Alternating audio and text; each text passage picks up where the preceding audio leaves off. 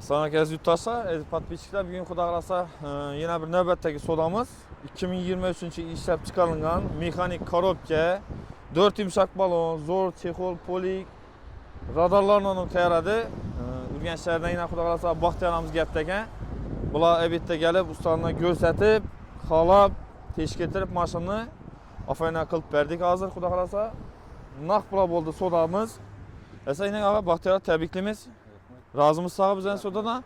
Aytqanın bo'ldi, lekin sal zor ishga bo'ldi. Zakon yemek yenmesi, yaxshi günlərə to'ylam yemek nasib etki ağa.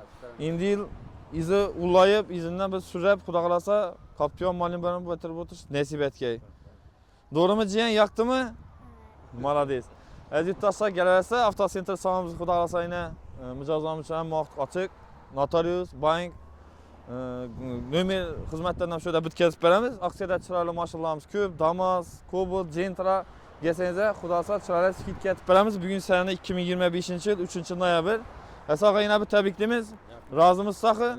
Yaxshi kunlar mingda iloyim. Kontacha 5-ni jiyan. Malades. Kelaversa aziz yurttaşlar.